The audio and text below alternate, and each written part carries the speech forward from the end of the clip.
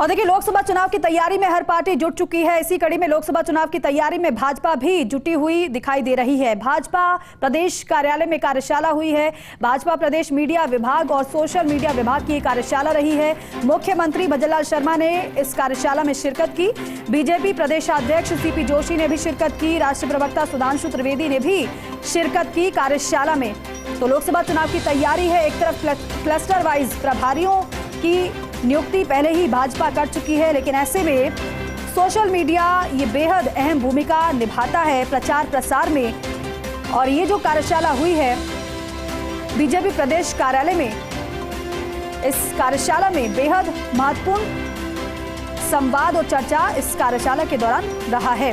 भाजपा प्रदेश media विभाग और social media विभाग की ये कार्यशाला, मुख्यमंत्री भजनलाल शर्मा ने शिरकत की। बीजेपी प्रदेशाध्यक्ष सीपी जोशी ने भी शिरकत की। राष्ट्रीय प्रवक्ता सुधांशु त्रिवेदी भी इस दौरान मौजूद रहे। ऐश्वर्य प्रधान हमारे सहयोगी हमारे साथ जुड़ रहे हैं, उनका रुख करते हैं। ऐश्वर्य, ये जो कार्यशाला हुई है, क्या पाठ सभी को पढ़ाया गया है इसमें? देखिए, इस कार्यशाला में सरकार की जो 50 दिन की कार्य योजना है, 50 दिन में सरकार ने जो बड़े फैसले किए हैं, उन फैसलों को आम जनता के बीच में मीडिया और सोशल मीडिया के माध्यम से प्रचारित करें और बताएं कि सरकार ने क्या बेहतर किया है। सुधांशु त्रिवेदी जैसे व्यक्ति की, यानी जो अपने आप में कोई वाक्पटुता है और अच्छे प्रवक्ता माने जाते हैं, उनका इस कार्यशाला में मौजूद रहना और मौजूद रहकर समझाना, खास तौर पर प्रधानमंत्री नरेंद्र मोदी की योजनाएं, मोदी की योजनाओं को लेकर उन्होंने अपनी बात रखी कि मोदी की योजनाएं कितनी कारगर हैं। बस आपको जनता में अधिकाधिक तरीके से उन योजनाओं को प्रचारित करना है। इस पूरी कार्यशाला में सबसे महत्वपूर्ण बात ये रही कि इसमें प्रधानमंत्री मोदी की जमकर तारीफ हुई। कहा गया कि अकल्पनीय काम किए हैं। भाजपा कार्यकर्ता बताए कि उन्होंने कौन कौन से अकल्पनीय कार्य किए हैं, उनको बताएं। उन कार्यकर्ताओं, उन कामों को बताया गया। इनका कहना था कि कोई भी राजनीतिक दल के पास इतना नहीं है जो भारतीय जनता पार्टी के पास है, एकजुटता। प्रभावशाली प्रचार करें और जितना हो सके अधिकाधिक प्रचार करें। 25 सीटों पर कमल खिलाने के लिए आप काम करें। तो उनको एक पूरा टास्क दिया गया है। 400 रुपए में गैस सिलेंडर दिया जाने लगा है। पेपर लीक ने युवाओं का पिछली बार भविष्य खराब कर दिया गया था, लेकिन इस बार पेपर लीक नहीं हो रहे हैं, नहीं होने दिए जाएंगे। SIT का गठन कर दिया गया है। एंटी गैंगस्टर टास्क फोर्स का गठन किया गया है। इस तरीके से जो भी फैसले भजनलाल सरकार में हुए हैं, उनको लेकर भी बात कही गई। यहाँ पर सीपी जोशी, भजनलाल शर्मा जी विशेष रूप से उपस्थित रहे। सभी पैनलिस्टों को, प्रवक्ताओं को और उनकी टीमों को भी बुलाया गया। ऐश्वर्य, इसके साथ साथ जो सोशल मीडिया विंग है पार्टी की, उसकी तरफ से क्या कुछ विशेष जानकारी यहाँ पर सभी को दी गई है? देखिए, इस बैठक में एक चीज होती है, इस बैठक में हमेशा होती है, ऐसा नहीं अभी हो रही है। विधानसभा चुनाव से पूर्व भी हुई थी और विधानसभा चुनाव के दौरान भी हुई थी। और अमूमन 3 महीने 4 महीने में ये बैठक हो जाती है। इस बैठक में इस बात को लेकर फोकस रखा जाता है कि सोशल मीडिया जो टीम है, पूरी की पूरी सोशल मीडिया टीम है, वो अलर्ट रहे, मीडिया टीम अलर्ट रहे। और उन्हें अलर्ट रखते हुए जितनी भी योजनाएं हैं प्रधानमंत्री मोदी की या राज्य सरकार की, उनको तो प्रचारित करें ही, साथ ही कांग्रेस जो प्रहार करती है उसका उत्तर दे, उसको जवाब दे और बताने की कोशिश करें कि राम मंदिर जैसे ऐतिहासिक फैसले हुए हैं, तो धारा 370 हटी है। जो भी इन 10 सालों में हिस्टोरिकल डिसीजन हुए हैं, ऐतिहासिक फैसले हुए हैं, उन फैसलों को अधिकाधिक संख्या में लोगों तक उनकी जानकारी पहुंचाए।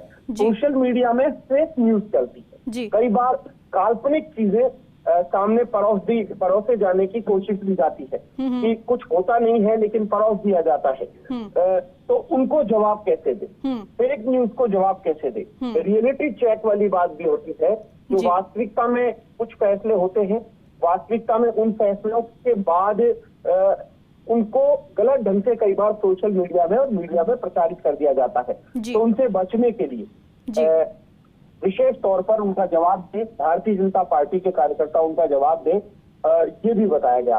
और हर जिले के छोटे छोटे मुद्दे होते हैं। जिले में कई छोटे मुद्दे होते हैं जो उस जिले के लिए बड़े होते हैं, भले ही प्रदेश के लिए वो छोटे मुद्दे हो, लेकिन उस जिले के लिए बड़े बड़े मुद्दे होते हैं।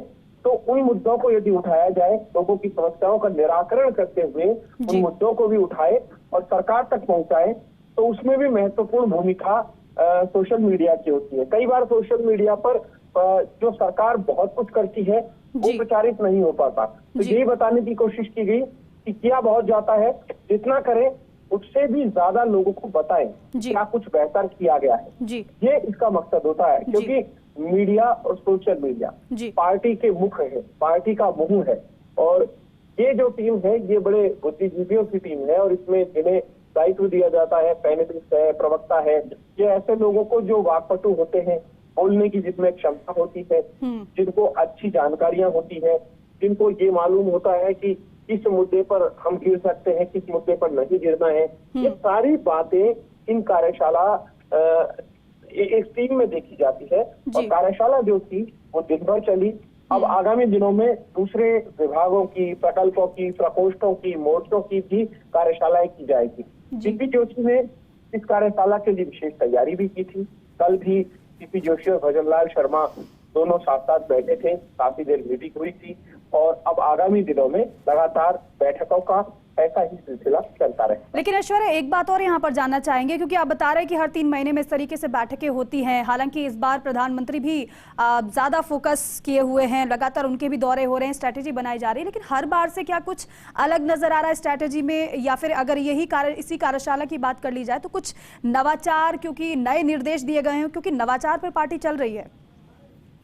देखिए, सरकारों में काम होते हैं, योजनाएं आती हैं, लेकिन कुछ काम ऐसे होते हैं जो लोगों के मन मस्तिष्क पर प्रभाव छोड़ जाते हैं। तो ऐसे कार्य जो लोगों के मन मस्तिष्क पर प्रभाव छोड़ते हैं, जो जन जन जान जाता हो, जैसे राम मंदिर है, जिसके बारे में देश की जो पूरी आबादी है, उस पूरी आबादी से 140 करोड़ लोगों में जो भी समझदार हैं, जो वोट डालने लायक हैं, या फिर जो थोड़ा बहुत भी, बच्चों की हम बात नहीं करेंगे, उनके अलावा जिनको समझदारी है, वो अच्छे से जानते हैं कि मंदिर बन गया है। छोटे बच्चे भी जानते हैं कि मंदिर बन चुका है, और मोदी के शासन में मंदिर बना है, मोदी के प्रयासों से मंदिर बना है, ये हर कोई जानता है। तो बस इसी को, ये तो बड़ी चीजें होती है सोशल मीडिया में। छोटी चीजें ऐसी होती है कि जो बहुत जरूरी होती है, कि मिसाल के तौर पर अशोक गहलोत सरकार में जल के क्षेत्र में कितना काम हुआ, तो भजनलाल सरकार में महज 50 दिन में कितना काम हुआ, क्या दोनों में से ज्यादा बेहतर किसका काम हुआ, तो ये भी प्रचारित करने की महज की आवश्यकता होती है। तो इन कार्यशालाओं का उद्देश्य यही होता है कि टीम को चुस्त दुरुस्त कर दिया जाए, टीम को बताया भी जाए कि कहीं आप कमजोर ना पड़े कांग्रेस के सामने या दूसरे विपक्षी दल हैं उनके सामने। आप प्रत्युत्तर दें, जवाब दें, आप तार्किक रूप से अपनी बात रखें। जी बिल्कुल ऐश्वर्या, और इसलिए बेहद महत्वपूर्ण हो जाता है कि जवाब भी देना है, वो भी फैक्ट के साथ, और साथ ही साथ गुड गवर्नेंस का मैसेज की बात जो कही जा रही है उसे भी प्रचारित करना है, लोगों तक पहुंचाना है, और साथ ही साथ विपक्ष की तरफ से जो सवाल उठाए जा रहे हैं उसका भी काउंटर करना है। यही उद्देश्य इस कार्यशाला का रहा है। बहुत शुक्रिया ऐश्वर्या जानकारी के लिए।